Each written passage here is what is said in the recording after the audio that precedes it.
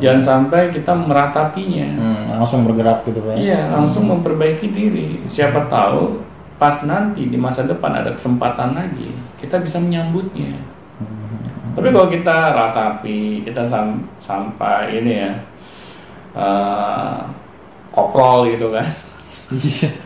Akibat kita nggak terima gitu dengan kita tidak mempersiapkan diri dengan baik sebelumnya. Apakah itu dapat menyelesaikan permasalahan kita? Bukannya itu akan menambah beban pikiran kita. Iya, betul. Nah, disinilah yang harus kita sikapi dengan seimbang. Ya. Karena kalau kita tidak menyikapinya dengan seimbang, akhirnya kecenderungan kita itu menjadi negatif. Karena sudah lumrah gitu, sesuatu hal yang negatif. Kalau kita terus menerus ada di situ, akhirnya kita akan masuk ke lingkaran itu gitu. Kayak lingkaran setan gitu. Iya benar. Baliknya gitu. Benar. Iya benar. Iya, kalau misalnya orang itu berpikir, ya udah saya nggak bisa bahasa Inggris, kan udah selesai itu di situ. Iya. Jadi tidak menyelesaikan yang tadi Bapak bilang itu. Iya. Kita langsung belajar lagi bahasa Inggris, karena dulunya kita nggak belajar bahasa Inggris gitu kan. Iya. Seharusnya kan itu menjadi kode nih dari Tuhan agar kita mau mengupgrade keilmuan kita. Bukannya kita malah meratapi nasib karena kita dulu lalai. Ya sudah kejadian kita lalai, ya buat apa kita ratapi lagi?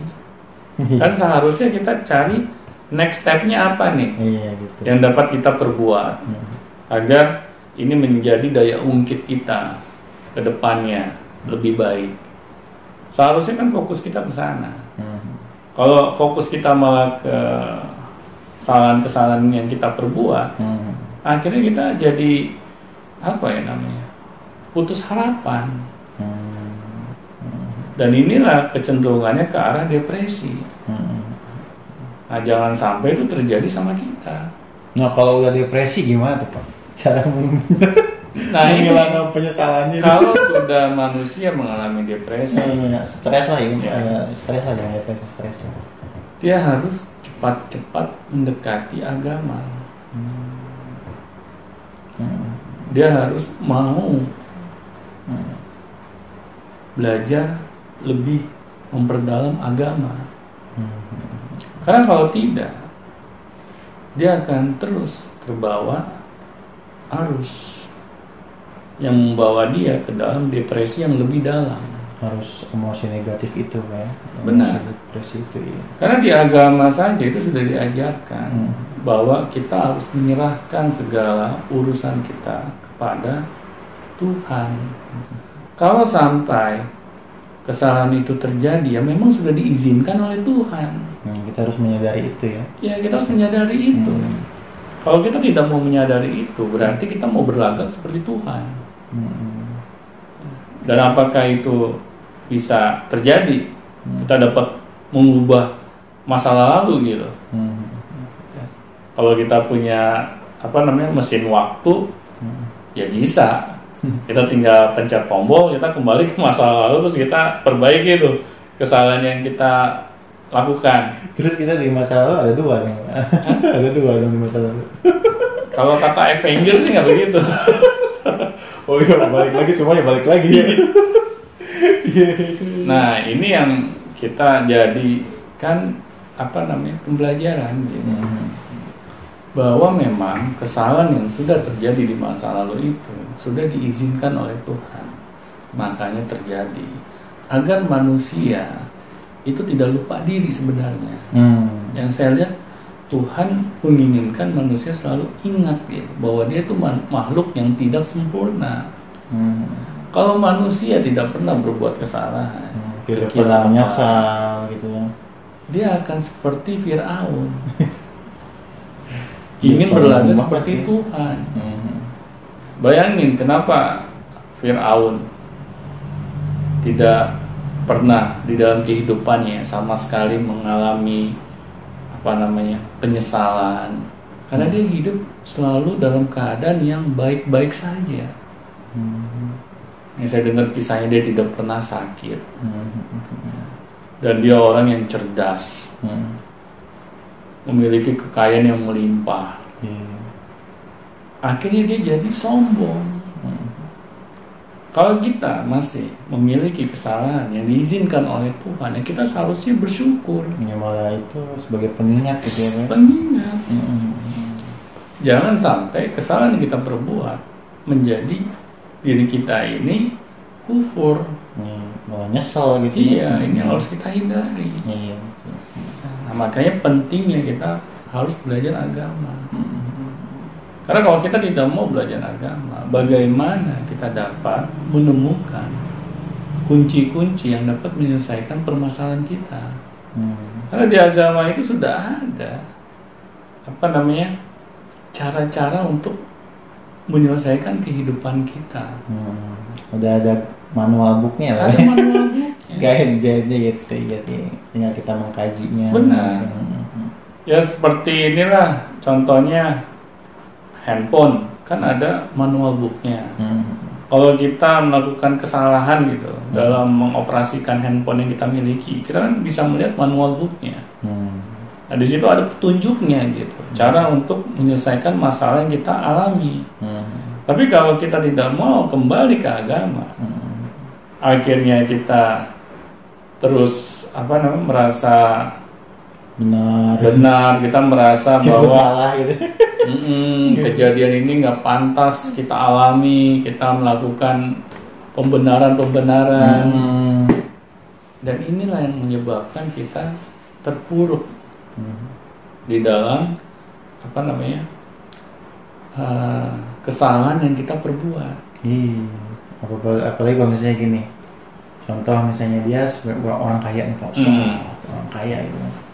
Nah orang kaya itu kan banyak hartanya melimpah ya. Nah tiba-tiba dengan kondisi seperti melimpah seperti itu kan dia merasa bahwa itu akan kekal gitu kan. Akan ini kekayaan saya segini. Nah tiba-tiba dalam suatu kondisi cuman gara-gara lilin atau misalnya korslet listrik gitu kan, misalnya tiba-tiba semuanya terbakar. Kan di situ kalau misalnya orang yang menyesal, kenapa tadi nggak gue benerin tidak memperhatikan listriknya ya, kenapa tidak memperhatikan lilinnya ya, gitu. Dia akan merasa kondisinya sangat depresi yang kuat di situ kan. Nah, balik lagi seperti yang tadi Pak Doni katakan bahwa semuanya itu adalah sudah diatur oleh Tuhan gitu kan. Jadi penyesalan yang masalah-masalah besar kecil itu harus kita hadapi semuanya mau nggak mau ya Pak ya. Benar. Jadi bukan untuk disesali, intinya kayak Benar. gitu. Karena kalau kayak gitu gimana coba? Kita mau nyesel apa gitu?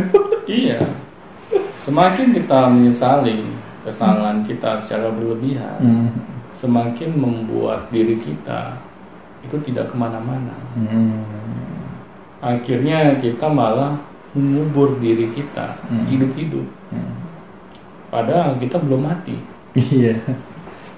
Nah inilah yang menjadi pangkal permasalahannya.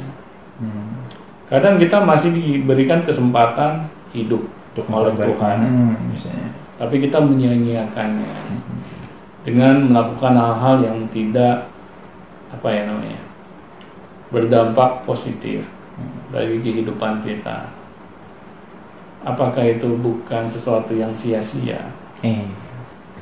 Padahal kehidupan kita ini kan hanya sementara.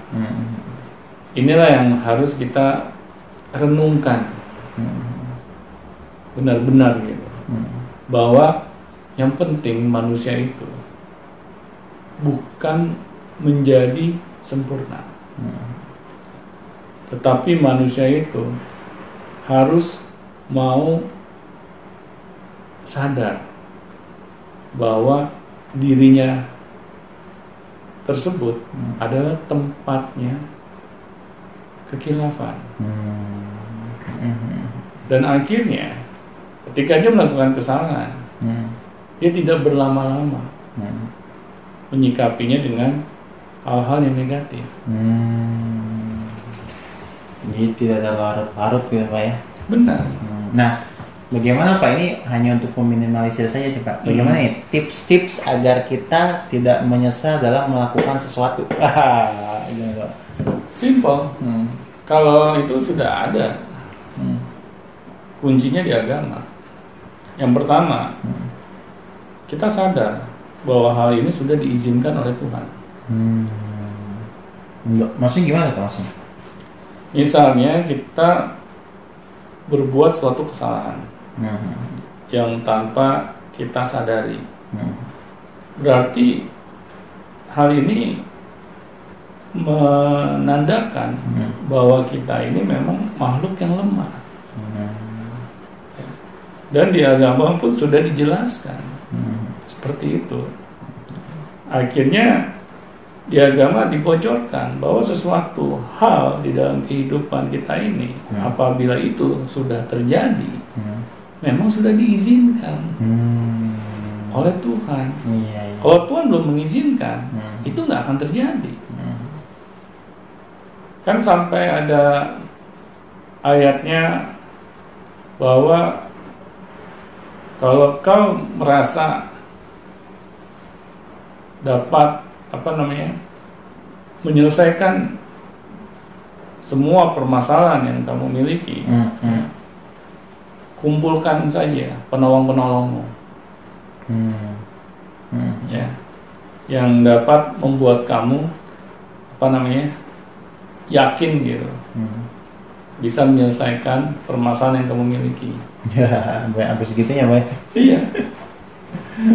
Karena apa yang sudah terjadi itu tidak mungkin bisa kembali seperti sedia kala.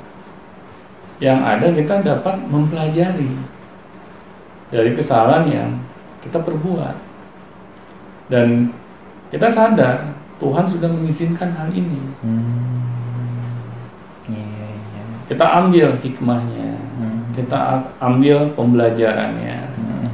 Jangan sampai hal ini kita ulangi lagi. Yang penting kita mau mengakui hal itu. Dan Tuhan senang apabila manusia ini ketika berbuat kesalahan, bukannya jumawa gitu, udah tahu berbuat kesalahan, malah sombong. Itu lebih parah ya Mas. Benar, tapi kadang ada loh manusia yang seperti itu. Betul salah Mas sombong ya. Iya. Setelah itu dia keluar-keluar bahwa bukan dia menyebabkan. Mau nyalain orang lain. Kalau ini terjadi iya. Dan dia salahkan lingkungan. Misalnya ini gara-gara hujan nih. Akibatnya acara kita jadi bubar. Atau enggak dia menyalahkan lembaga lain gitu. Ini gara-gara orang-orang ini nih kerjanya nggak becus gitu misalnya. Akhirnya kesalahan ini sampai terjadi. Dia sangat mudah menemukan kesalahan orang lain dibandingkan kesalahan dirinya dia sendiri. Akhirnya perjalanan kehidupannya itu saya yakin tidak akan pernah kemana-mana. Oh, iya, jadi kita tuh sebelum melakukan sesuatu agar tidak penyesalan, jadi harus tahu dulu ini ya, bahwa ini tuh diizinkan oleh Allah gitu. Iya.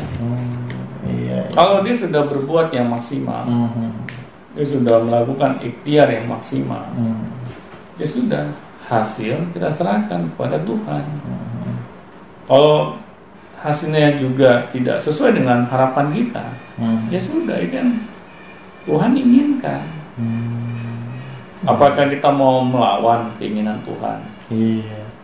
Kecuali kita teman baiknya Tuhan gitu. Ya. Orang dalam. Nah disinilah akhirnya kita harus mawas diri. Iya. Bahwa sesuatu yang sudah terjadi, ya sudah. Yang penting kita mau memperbaiki diri kita. Kita mau menyadari hal tersebut, bahwa kita juga lalai. Akhirnya kita cari solusinya. Tapi kalau kita selalu menyalahkan orang lain, menyalahkan lingkungan, akhirnya kita tidak pernah berkembang di dalam kehidupan kita. terus menyalahkan orang lain ketika ada penyesalan gitu Pak ya. Iya, Mencari benar. kambing hitam yang tadi Bapak bilang itu, terus lebih meratapi, itu akan lebih membuat penyesalan itu semakin kuat. Benar. Itu kita akan terhipnosis Iya. dengan penyesalan kita. Waduh, kalau yang kayak gitu hidupnya gimana Pak nanti ke depan? Nah, itu hanya Tuhan yang tahu. Oh, Itu iya. yang bahayanya kalau kita terhipnosis dengan hal-hal yang tidak seharusnya. Kita terhipnosis. Seharusnya kita terhipnosis dengan hal-hal yang positif. Ketika misalnya kita berbuat kesalahan nih, kita cepat eling. Ada andil kita di situ. Kita terus cari solusinya apa. Kita tidak mau menyalahkan orang lain. Kita tidak mau menyalahkan lingkungan. Akhirnya kita menjadi tuan di dalam kehidupan kita.